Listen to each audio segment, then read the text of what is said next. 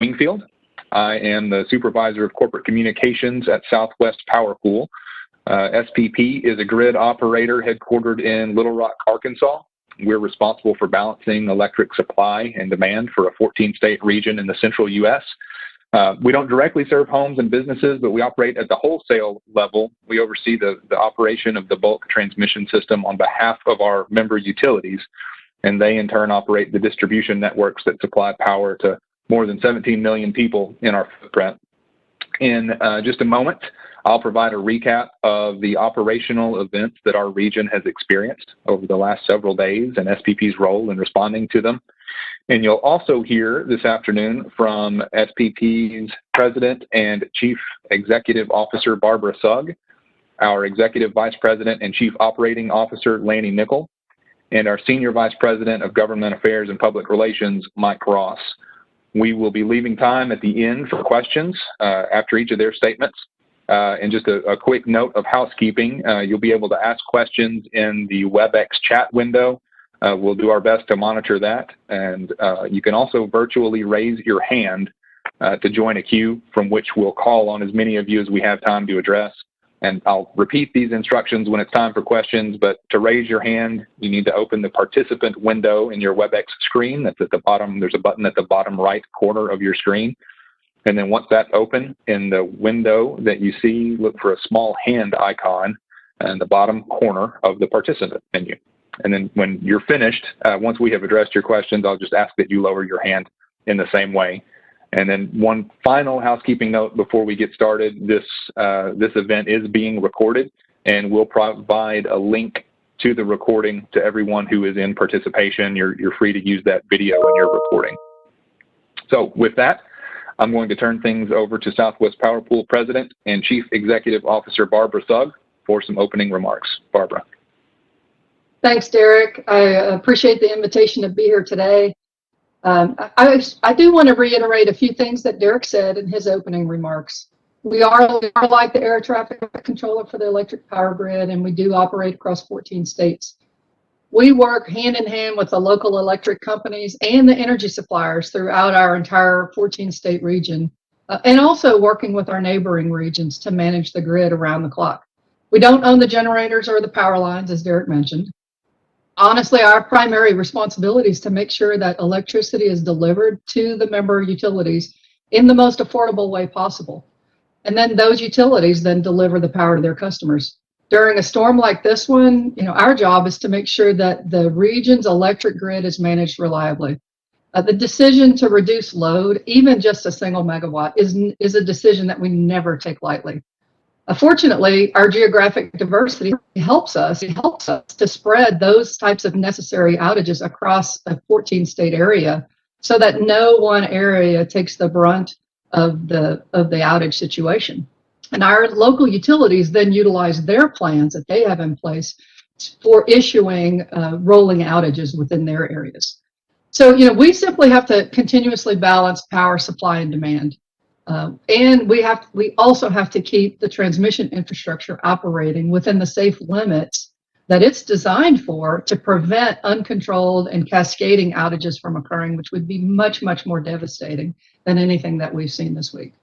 And so with that, those are my opening remarks. I appreciate you all being here. I'm going to pass it back to Derek, and I think we're going to get into a little bit more details about what's been happening and what we see happening going forward.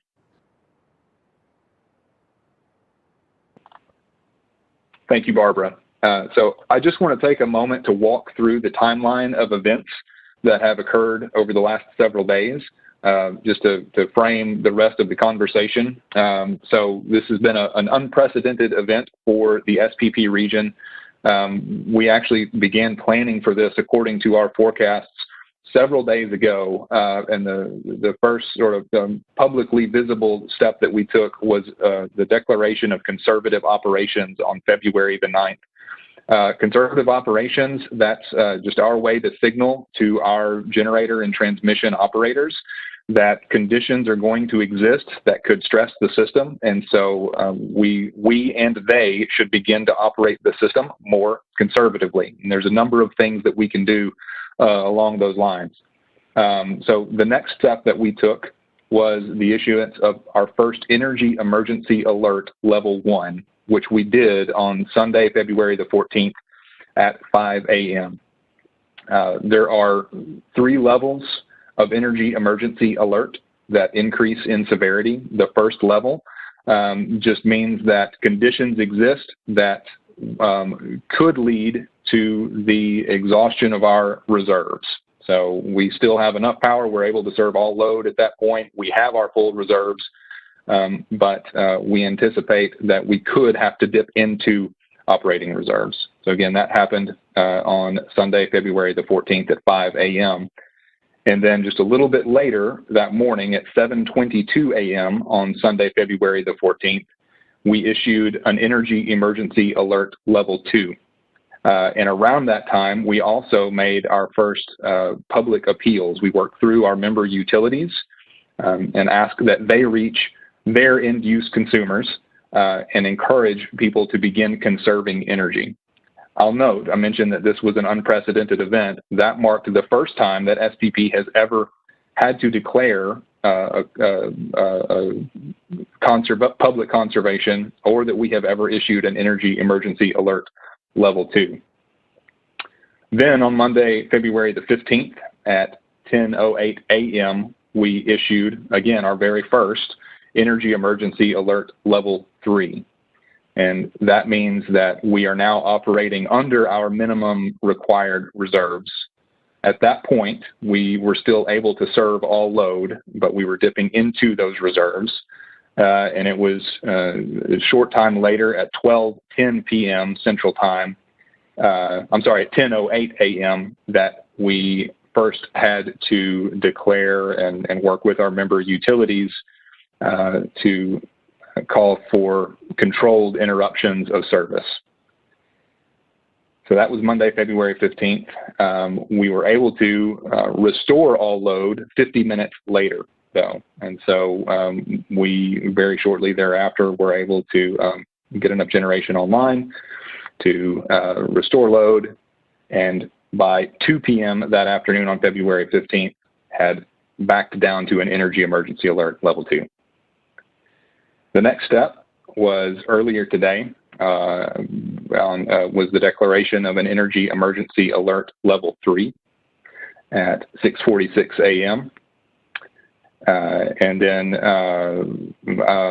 we also had to curtail energy later today, but by 11:30 a.m., we had returned to an Energy Emergency Alert Level 2.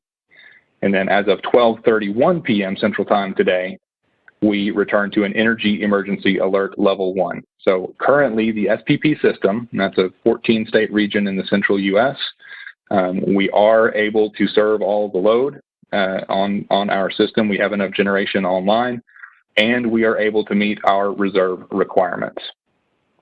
So just a recap of the events that have led us here. And at this point, I'm going to turn to our Executive Vice President and Chief Operating Officer, Lanny Nipple, who will go a little bit further into what we've been experiencing operationally and what we see on the horizon. Lanny? Well, thank you very much, Derek, and appreciate you providing a step-by-step explanation of the various events and steps along the way that we have experienced so far. I want to go back just a little further and do a little bit more of an explanation as to how we got to where we're at. I know that many of our consumers across the region are curious and frustrated and wondering why there wasn't better preparation. And so I want to address that just a little bit. We began actually to prepare for this event over a week ago. We saw the potential for the winter storm. It was in a lot of forecasts. We knew this was coming, and we began to work to prepare for it as best we could over a week ago. We have worked closely with power suppliers and our utility operators within our region to make sure that generation is available to meet the forecasted peak consumption, which we knew and fully expected to occur yesterday and today. We knew that Monday and today of this week, we're going to be extremely high in terms of weather or winter peak consumption. And we began to make sure that generating units were online and available to produce energy, actually beginning as far back as Thursday of last week. Despite these efforts and despite these plans, the severe weather that we experienced, the limited fuel supply that we began to observe and experience began to hamper our ability to balance the supply that we had available to us with the demand from consumers in being served by each of our utility members. We, as Derek mentioned, we issued escalating notices that advised of the tightening supply conditions and began to ask for voluntary reductions in energy use. We don't want, as Barbara mentioned earlier, we do not want to interrupt service. No one wants to do that. That's a last resort. We have over 17.5 million consumers within our region. We don't want a single one of them to go without power for a single minute. We held off as long as we possibly could to make the call to interrupt service in a controlled fashion. Real-time energy production changes on a second-by-second basis, just as the demand does. And once we observe an imbalance between supply and demand, we have to act within minutes to correct it by reducing demand. If we don't act quickly, the situation can get out of hand, and that can evolve into an uncontrolled situation that is longer lasting and possibly even of a greater magnitude. And that's absolutely what we don't want to have happen. So we have worked closely with our members. They have worked closely with us. We've worked with our neighbors. Our neighbors have worked closely with us. We've all been working together as best we can to prevent the actions that we ultimately ended up having to take. We wish that we could let people know well in advance that their service is about to be interrupted. But the reason we don't do that is because we wait as long as we possibly can to make that decision. We don't take that decision lightly. And we know that our utilities can interrupt power quickly, and they have operators with fingers on the buttons, ready to push those buttons and ready to interrupt consumers as necessary and only as absolutely necessary. So having said that, that's kind of the history. What do we project going forward? I do want to just touch briefly on the amount of interruptions that we asked for yesterday and directed. It was about 641 megawatts. To put that in perspective, that represents about 1.5% of our peak demand on that day. Today, we interrupted, or at least directed the interruption of about 2,700 megawatts of load within our region, and that represents about 6% of our peak demand. So clearly today was a little bit worse than yesterday. Our members are the ones that then, according to their plans, have to take action, and they know who to interrupt, and they know when to interrupt them and how to rotate that and spread it around in the best possible way that they can. Yesterday's interruption lasted about 50 minutes. Today's lasted a little over 3 hours. We were able to restore that and are now actually in pretty good shape, but we're not out of the woods. We expect that tonight load will pick up. We'll start to see more and more consumption as the evening grows, and it's possible that we could be back in this situation again later tonight. If we survive tonight without having to direct further curtailments and interruptions of service, we could be back in this tomorrow. There's a lot of factors at play, and every factor has to line up in order for us to be able to be successful in operating through the day successfully. Fuel supply is a concern of ours. If wind production isn't where we need it to be or where we think it will be, that can cause us to have to take action before we would like to. If gas supply is not where we need it to be when we ask it to be there, that causes us to have to take action before we want to. We rely heavily on our neighbors. Our neighbors have been very good to us, and when they have excess energy, they deliver that to us. We have imported really large amounts of energy from them, and that has helped us tremendously. But if they have to withdraw that, if they have to call that back and curtail it, then that means we have to rely on our own supply within the region. And as we've already stated, our supply is somewhat scarce right now. And so any one of those factors, load, if consumption is higher than what we had previously projected, that changes the picture.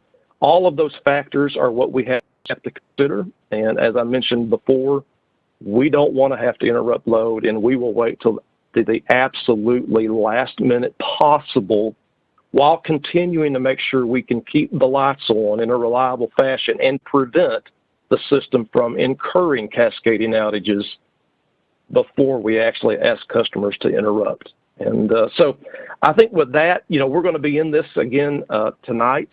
I'm not guaranteeing or predicting that we will have to issue service interruptions, but it's possible. We could be in this again tomorrow. Don't know for sure, but it's possible, and it's just it's one of those things. It's an unprecedented event in 80 years. The first time we've had to do this. We're going to learn a lot from it, and I appreciate very much our utilities, our suppliers, our neighbors working with us to make the best out of a really possible, even worse situation. All right. Thank you, Lanny. And lastly, we're going to turn to our Senior Vice President of Government Affairs and Public Relations, Mike Ross. Mike. Thanks, Derek, and thanks to Barbara and Lanny. And as Barbara and Lanny both pointed out, we never want to lose a single megawatt of power on the electric grid. And in fact, we've been coordinating power in one way or another since 1941. And this week is the first time we have found ourselves in an energy emergency alert level 2 R3. And so it certainly is unprecedented weather and unprecedented times. And as Lanny pointed out, this is something we started planning for a week ago. And public appeals to continue to conserve energy are ongoing. We've been asking folks to conserve energy since Saturday. And, really this event and the other grid operators in the United States are facing similar or worse challenges. We've been pretty fortunate. 641 megawatts out of about 44,000 megawatts is what we lost yesterday. And that was for 50 minutes. And today, a little more substantial, 2,700 megawatts. And we lost that somewhere between 1,500 and 2,700 megawatts. The entire time frame for that today was under 3 hours, about 2 hours and 45 minutes. But this has been created by what I call the perfect storm. Record low or near record low temperatures are causing record high demand for electricity. In fact, we set a new winter peak yesterday on the SPP system. Inadequate supplies of natural gas that are needed to power gas-fired electric generators has been an issue for us. And then extreme cold temperatures. The extreme cold has made it difficult for some units to operate. Lanny mentioned wind. We actually, we used to only have to forecast how much energy was needed about a day in advance and make sure the generation was there, the load was there to match the demand. And now we also have to forecast the wind, and we have to do that days in advance because some of these larger gas and cold units can take, a day or more to get up and running. And we came in on forecast. In fact, wind has produced a little bit more than what we had forecast, but it's about 10% of our energy mix, and the average for the year is about 31%. And we forecast the wind to pick back up later in the week, and then there isn't enough available generation to meet demand during the severe weather event, and record demand is causing transmission loading issues. So sometimes you have enough generation, but the demand is so great on the system that you can't put that much generation on the transmission lines without the potential to overload them. So let me just wrap up by reminding everyone that a coordinated temporary interruption of service is something that we never want, but when we're required to do it, it ensures that no one is without power for very long and prevents potential damage to the system, which can lead to longer outages. So, in an ice storm, you don't know how long you're going to be out. Sometimes it's days. I've experienced those where it's been more than a week in my lifetime. This is a coordinated temporary interruption of service, something we never want to do. But when we are required to do it, we're doing it so that it does not lead to longer, prolonged outages. And so, as Lanny mentioned, SPP's forecast anticipates that due to high load and persistent cold weather, it's likely that our system will fluctuate between these energy emergency alert levels over the next 24 to 48 hours. So with that, Derek, I think I'll pass it back to you, and we'll be glad to answer any questions anyone might have. All right. Thank you, Mike. And yes, we're going to take some questions now. Again, if you want, you can send a question in the chat. Several of you have done so already. You can also raise your hand. And again, just want to clarify how to do that. If you're unfamiliar with the WebEx platform, just open the participant window. If you're on a desktop machine using that application, it'll be in the bottom right-hand corner. And once that window opens, in the bottom right corner of that window, you should see a small hand icon. And once you've asked your question, if you'll click that button once again, it will lower your hand so we can move on to the next person in the queue. So I'll ask a couple of questions that were asked in the chat first. And the first one comes from Kat Reed with 41 Action News in Kansas City. Kat asks, when controlled outages are no longer needed, is that because load dropped or because we found additional generation capacity? So Lanny, you might just comment a little more on some of the variables that go into balancing load and generation, and when we would either curtail load and then cease to curtail load. Well, Kat, that's a great question. I appreciate you asking it.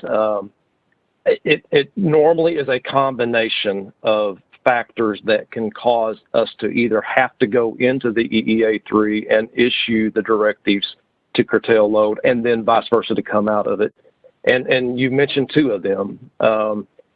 Generally speaking, what we have observed throughout this entire event is that load does drop off after a certain time in the morning, and that relieves some of the pressure and stress that we have against our supply that's available. We've also observed certain generation that has become available after some period of time, and we've also seen it become unavailable. And then also the third factor that is a big one for us and that we have observed impacting when we come into and go out of these events is our ability to import from our neighbors. They have excess energy. They will deliver it to us, and that's been a tremendous benefit throughout this entire event. But there are times when they need it for their own use, and when that happens, they curtail it, and we're no longer able to rely on it. So those three things, changes in load, whether it's coming up or going down, changes in generation availability within our own footprint, and then changes in our ability to rely upon energy being imported from other regions outside of ours. All right. Thanks, Lanny. Somewhat related question. Aldo Svaldi, who I believe is with the Denver Post, asked, can you discuss expected supply versus what was actually delivered? What degree was wind responsible for the shortfall versus gas generation? And is there anything else that could fill the gap going forward in a similar scenario if, say, gas couldn't deliver? Unfortunately, I don't have all of the data I need to comprehensively answer that question. I can tell you that, at least from a wind perspective, which is something that we follow really closely just because of its intermittent nature, we attempt to forecast it as best we can. It's important that our forecast be accurate. And I will say that, at least as of yesterday and today, our forecasts have been pretty spot on, which has been a real blessing for us. We have seen about 10 to 12% of our energy mix, at least throughout the peak times of yesterday and today, being supplied by wind generation. All right, thanks, Lanny. And one more question from the chat before we go to some of the people waiting on the phone. This comes from Ray Yost, and he asked how you determine which members do the planned rolling blackouts and outages, and says that, you know, at some of these periods it seems that some regions may have been more impacted than others. So can you clarify how we decide, or what our role is in deciding what areas are curtailed and by how much? You bet. We once we determine the amount that we need to be curtailed in order to balance the supply against demand, that amount is allocated proportionate to our members' consumption within their areas. So, as an example, if a particular member is consuming half of the entire region's consumption, they would get half of the obligation to interrupt service. Now, we don't have any single member that big. I tried to make that a simple example, but that's how that would work. All right. Thank you, Lanny. So first up on the phone, we have Chris Polanski. He's with KWGS in Tulsa. Chris, I am unmuting your line now, so you may ask your question. Great, Derek. Can you hear me? We can indeed. Go ahead. Excellent. Thank you all so much for doing this availability. It seems as though the message here is things are still kind of unknown and a bit precarious, and consumers should still be conserving. Here in Oklahoma, pretty soon the Thunder are about to play at their arena. With all that heating and all that lighting and everything else at the arena, is that something that could have a negative impact on this system? You know, well, first of all, go Thunder, and good luck to them if they, in fact, get to play tonight. Chris, I don't know how much energy they would consume if they were to play. My best advice would be to contact the local provider in that area, and you know, if we do get to the point where we need to interrupt load, you know, that's got to be something that would be coordinated with that local provider, and I'm assuming that's Oklahoma Gas and Electric. Hey, Lanny, I may add that a load of that magnitude is also considered in the projections. Those games are scheduled in advance. They, you know, when we forecast the load, working together with our member companies, we know about events like this, and that type of data feeds the forecast. So it wouldn't be a surprise. It would be part of what we're planning for already. Yeah, and like I said, if the situation becomes such that that forecasted load is greater than we can serve because of lack of supply, then the decisions that would be made to interrupt service would be done. You know, where at least specifically that service would be interrupted would be decided by the local utility. I would just add, and as Lanny pointed out, I mean, we have 104 members of Southwest Power Pool, and so when we're forced to do a temporary interruption of service, it's prorated by each utility company, and then that utility company, they already have emergency plans in place to where, based on the amount of power they've got to reduce, it's planned, and typically it's planned to protect things like hospitals and so forth and so on. And so when you have a planned outage, you know, it may hit this section of a utility's service area for a few hours, and then it moves to another area. So it, unlike an ice storm, when you're out until the distribution lines are restored. And so But those decisions aren't made by us on who gets cut. It's made by the local utility, and they have plans in place to. In fact, the government requires this. There's drills on this all the time by us and the grid operators for your local utility.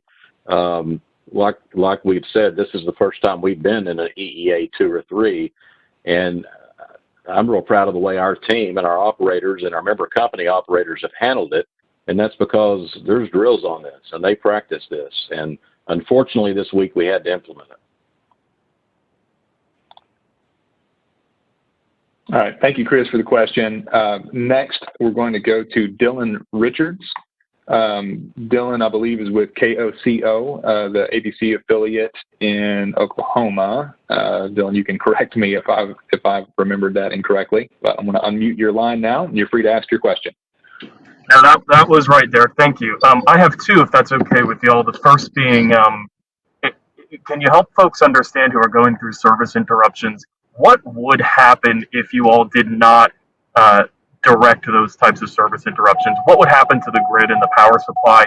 And then the second is, I know you guys said this is unprecedented for your system and you guys are learning from this. What are you guys learning on the communication? I know it's so hard to communicate to people ahead of time because you wait until the last possible minute to do service interruptions. Are you guys taking a look at that process and how that can be improved? Thank you. Well, I'll answer that last question first.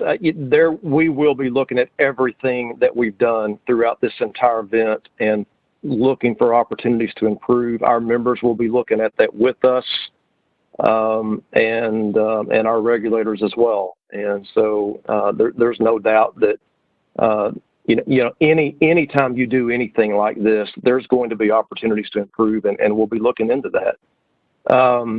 In terms of what would otherwise happen if we weren't proactive and performing the cautionary steps that we've been taking, really two things. One, we would violate mandatory reliability standards that we have placed on us.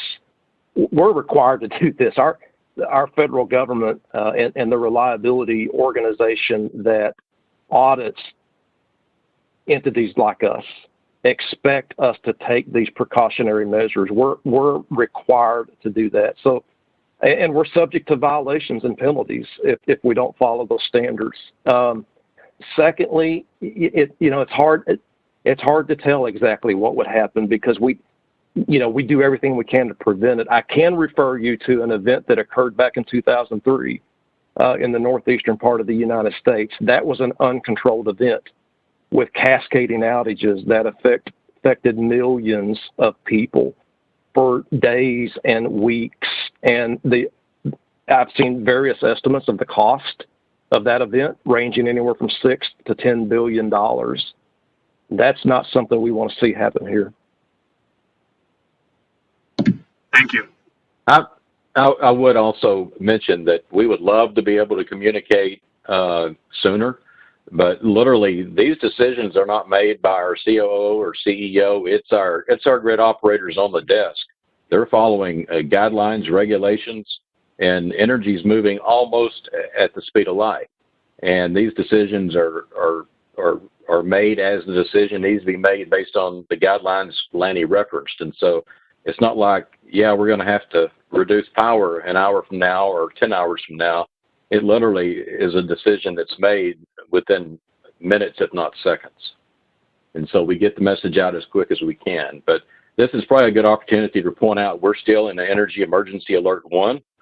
And anything that you can do as the media to help us get the word out to residents, to end users, to residential and businesses, whatever they can do to conserve energy. Over the next couple of days, we need their help doing that. Their local utility needs their help doing that. I know usually one of the peak times is at night and early morning, and late at in the afternoon, late afternoon to early evening is peak times. And so if you can just postpone washing the clothes or turning the dishwasher on, it makes a big difference. And so we need people to try to, turn that thermostat down a degree or two and work with us for the next couple of days, because how much power we need on the system, how much generation we need to meet demand, that's really up to consumers. How much electricity are they using? And we need their help. Hey, I want to follow up one thing about what Mike just said, because I think it's a really important point. The conservation efforts have been incredible and have been very much appreciated. There is no doubt in my mind that these outages would have been much, much more significant had it not been for individual customers, businesses, industries doing what they can to reduce the load. So we're not out of the woods yet. We need that conservation to continue. It absolutely makes a difference. And we appreciate our local utility companies for getting that message out to their customers. I hate that we even have to ask for it, but we do, and that's where we're at now. And it absolutely makes a difference. We need to continue to do that. It does have an impact. I mean, we see it in our load. In fact, I can tell you on Monday, our load projection was actually about 1,500 megawatts higher than what we actually saw during the peak.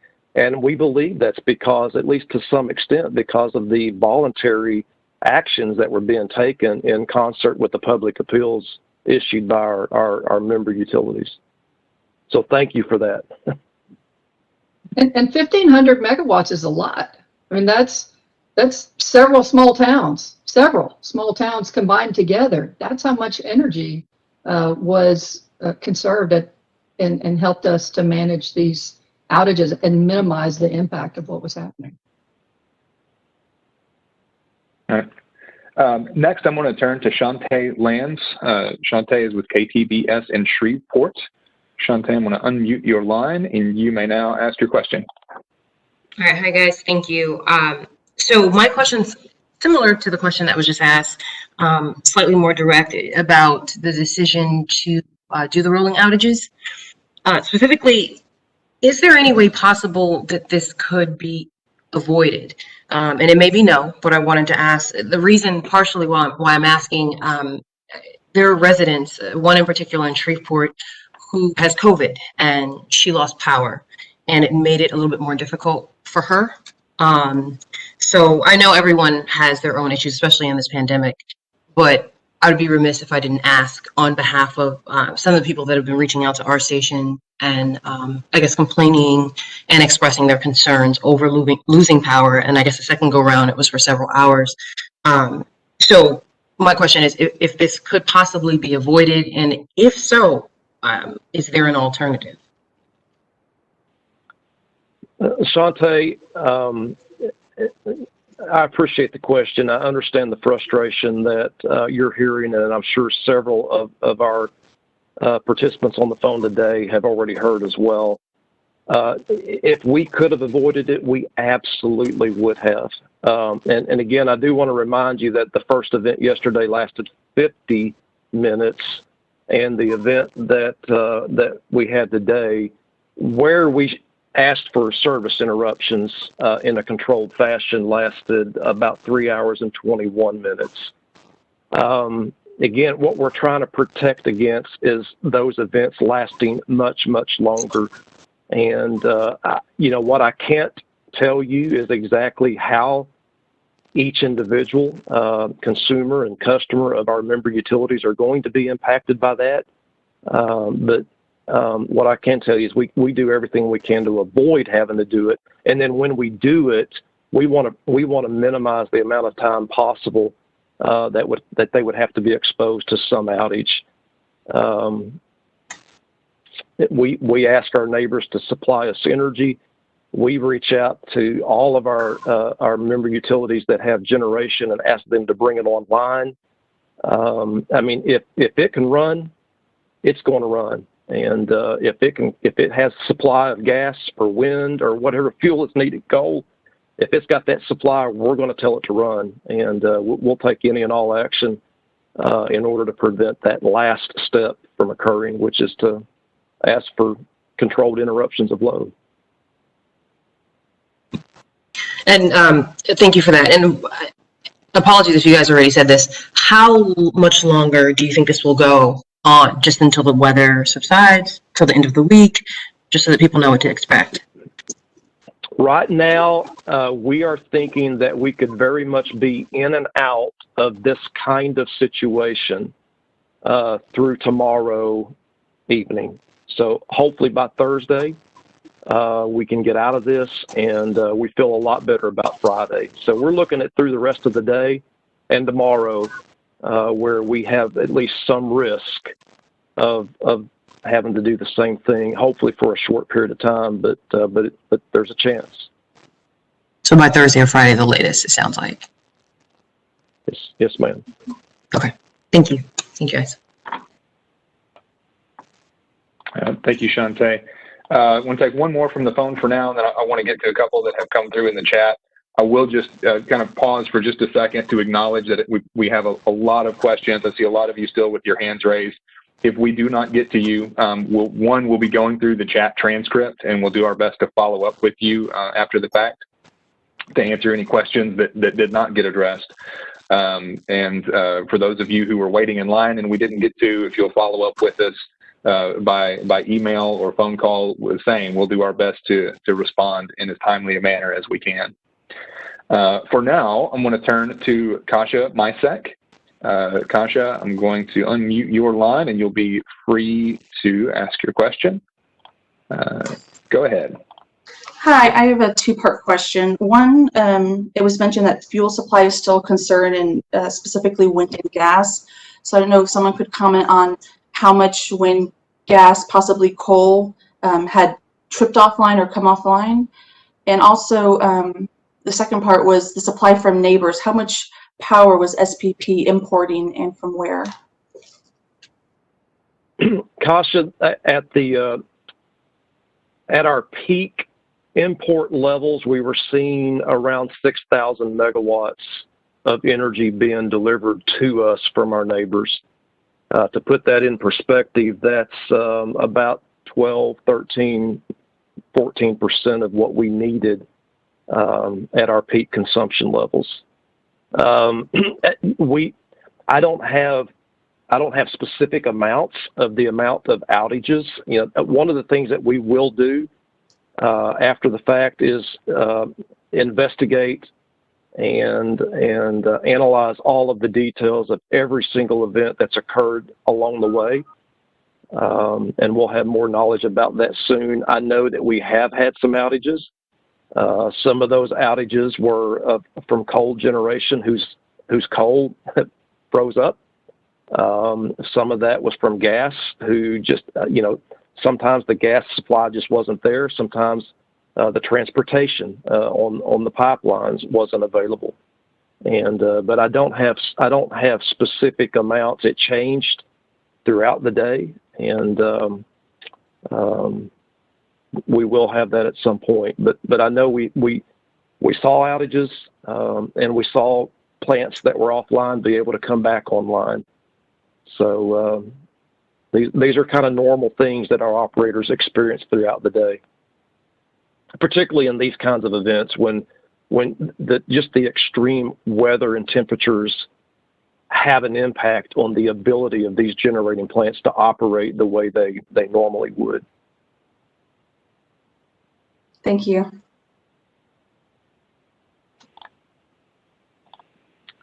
All right, I want to get to a couple more of the questions that have been asked in the chat. There have been a couple related to sort of the chain of communication and how notifications are sent out. So Reese Gorman with the Norman transcript asked, how do you recommend utilities go about alerting their customers about controlled outages occurring? Arlen Gortmaker had also asked, just what is the chain of communication? Who knows first and next, and so on. So maybe just explain, the chain of events when we see something happening, who gets notified and how and when. When we observe the need to issue the directives to curtail load, the very first thing we do is inform all of the utility operators who have the ability and the plans in place to act on that directive. So it's the transmission operations part of the organizations that perform those activities. So, for example, it'd be Omaha Public Power District, Nebraska Public Power District, Oklahoma Gas and Electric, American Electric Power, SWEPCO, PSO. Those are the utilities within our footprint, and I've just mentioned a few that would get that very first notice. It's an electronic notice, and then they have to confirm that they received the notice, and then they proceed to implement their plans to achieve the relief that we've asked. As far as things that they can do to let their customers know, I presume, and in fact, I follow many of our member companies on Twitter, and I know that many of them use social media, and I've seen them announce, for example, that SPP is an energy emergency alert level 1. They announced when we went to an energy emergency alert level 2. Those are the kinds of information that is available and that has been made available by the utilities to their consumers. Beyond that, I don't have any other advice in terms of how to improve that communication. It really depends on a solid and open line between the utilities and their customers. All right. Another topic that's come up in more than one question in the chat is the financial aspect of all this. One way it was asked. Derek, I'm sorry. I want to just add one thing, by the way. A lot of us, our utilities and SPP, we've never done this before at this level and this magnitude. So, we will learn from this. We will improve in terms of our communications, not only between SPP and the utilities, but I have to assume between the utilities and their customers. Okay. So the question I was about to ask, Kerry King with KFOR in Oklahoma City asked about this. I've seen a couple of others about the role that market prices played in this. One person asked, was it the money or the giant increase in price, or was it actually a lack of energy? Somebody else said, we've used the term inadequate supply, and was it that, or was it a lack of an inadequate supply at a reasonable price?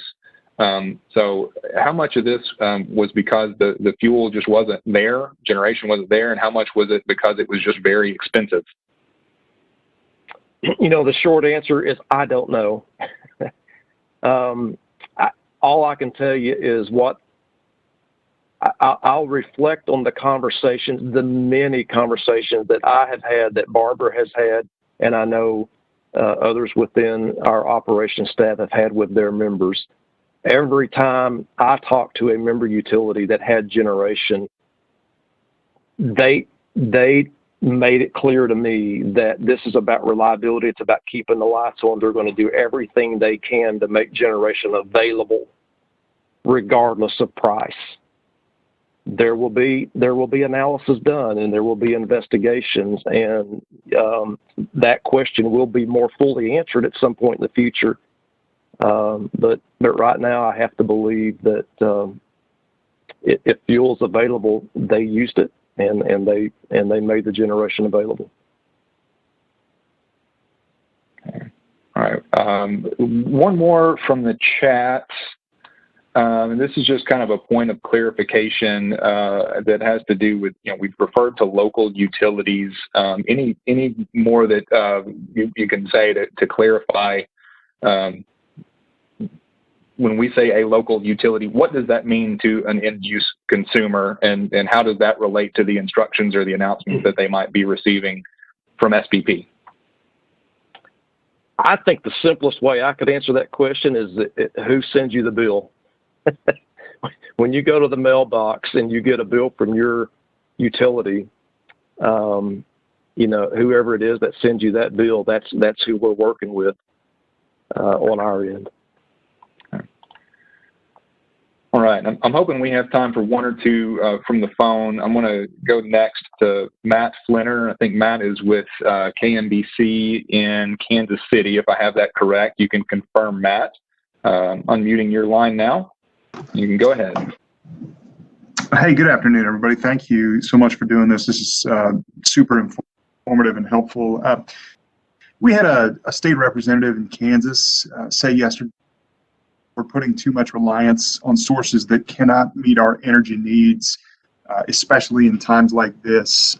He's specifically talking about wind here. And I wonder if you could just expand on that and whether or not a statement like that might be true, and the thinking that we're putting too much reliance on sources like wind. I know there's been a lot of chatter.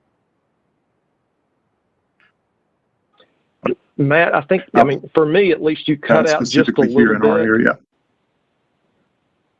I apologize. I didn't know I was interrupting you. You cut out, and I thought you had stopped. Yeah, let me ask that one more time.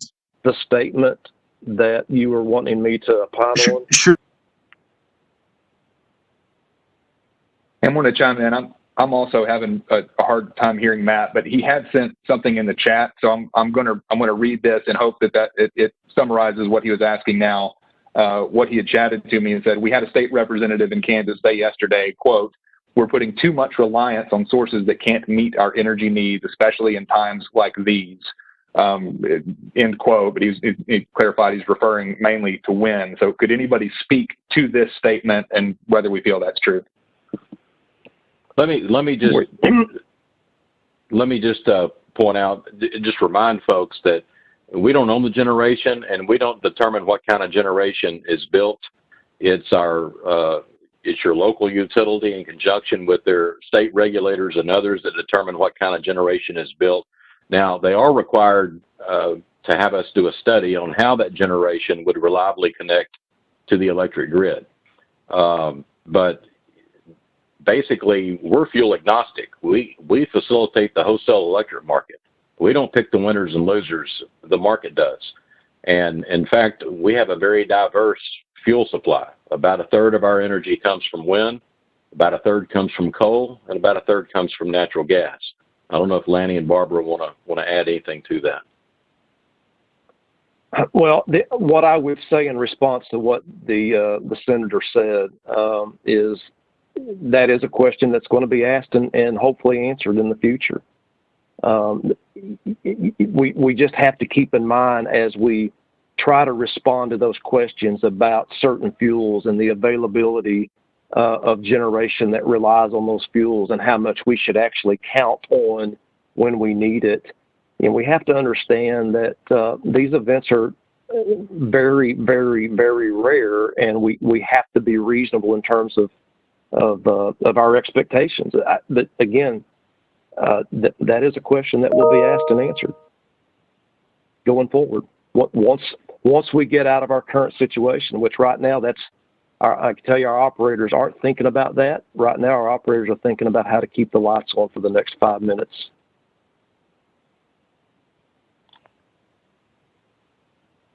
All right.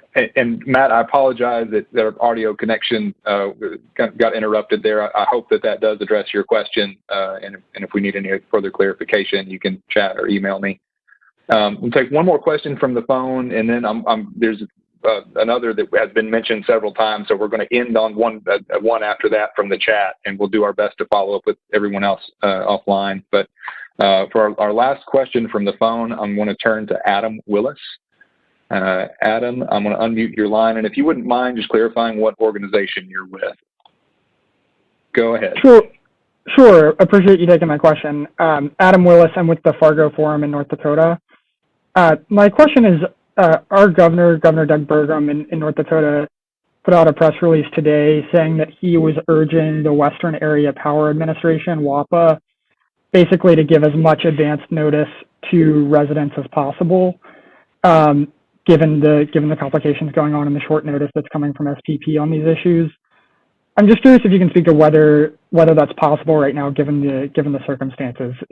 Can these utility providers provide more advance notice than they're already giving? You know, it would be very difficult to provide advance notice with a high degree of certainty. What we can do, and what we have done, which is available for any of our utility members to consider, is just given the advance warning that this could happen. But, you know, to be able to tell somebody in 15 minutes exactly expect your load to be turned off, I don't know how they would be able to do that, because we're all waiting till the absolute last moment to make that decision. That covers my question, but I appreciate you taking it. Yeah, I want to add just one comment. We're waiting till the last minute because we have to wait till the last minute.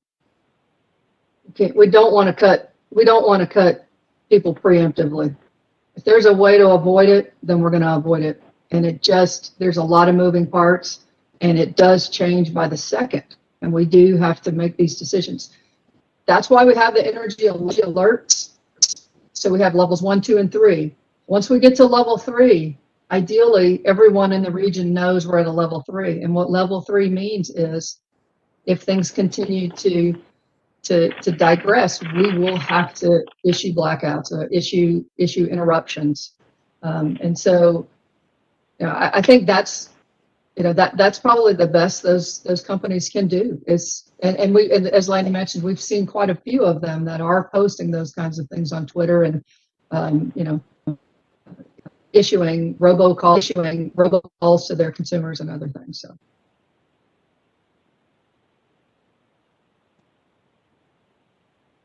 All right. So to close out our period of questions, there have been several that related to kind of what comes next, and I'm going to address a couple of them.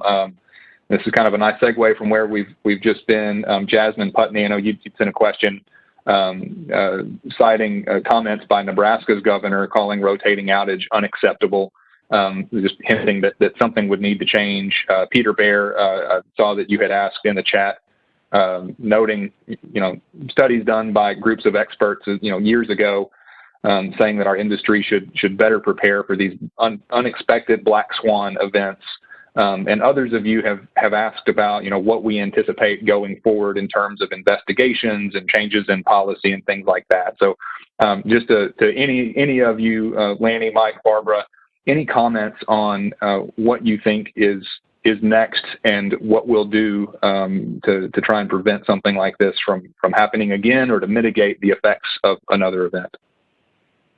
Well, we've already seen an announcement by the Federal Energy Regulatory Commission that they want to look into this event and they want to work with us and our neighbors and our utilities to understand what happened, to look for opportunities for improvements, lessons learned, and ways to avoid this happening in the future. So I think that you know, there's going to be good guidance that's going to come out of from a national level, looking at the whole big picture of what's happened here. This deep freeze in the South, it is unprecedented. We've set record temperatures here where we're located, and it has stayed cold for a long time. So it is definitely an unusual weather event. And you know, SPP is a 14-state region. You know, one of the benefits of RTO membership, in my opinion, is that, you know, we have this geographic diversity, and when things are happening in the northern part of our footprint, oftentimes the southern part of our footprint is able to pick up the slack, produce extra power, alleviate some of the concerns. In this case, what we're seeing now is the challenges are really in the southern part of our footprint, and the folks up in the north, as part of our region, are helping out.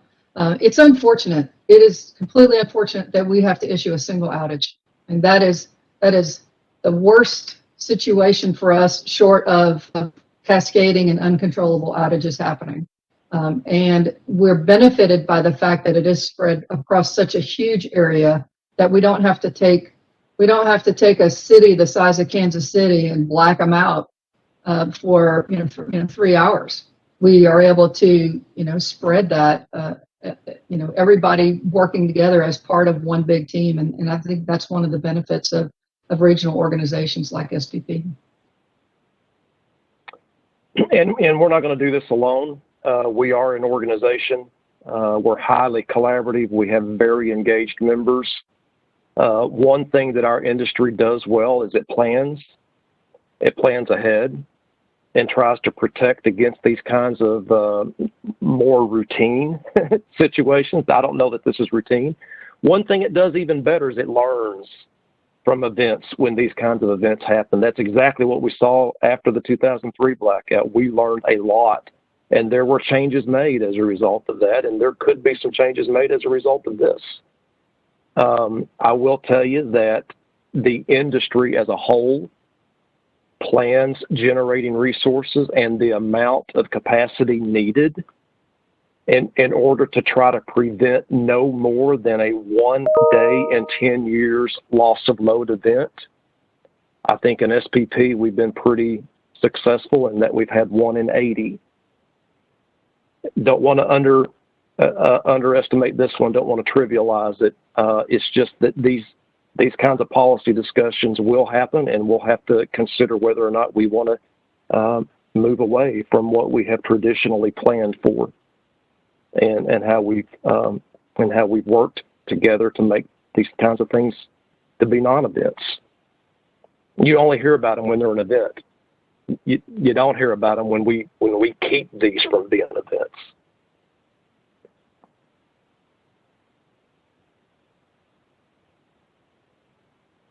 All right. Well, we are at the close of the hour, a minute past now. I do want to thank everyone for taking time to join in, and I hope that we've been able to connect some of the dots and explain, clarify SPP's role in managing this event and responding to it. As all of us have already pointed out, the event is not over. Things continue to change. And so we will continue to do our best to get word out and keep everyone informed of conditions across our footprint. As I mentioned, we'll send a link to the recording of this event as soon as it's available, as soon as the video has processed. We'll also just encourage everyone to follow us on Twitter and on spp.org. You can always check current grid conditions there. I will just note that this event, we have been pretty inundated with requests for interviews and statements and requests for status updates. We're doing our very best to work through those, but it will take us some time. So just don't give up on us. We'll get back with everyone who has sent those emails and called us in as timely a manner as possible. But please do reach out if there's anything we can do. And thank you again, and hope that all of you and your listeners and readers and viewers are able to stay safe and warm, and we'll be doing our part to make sure that that's the case. Thank you, and good evening.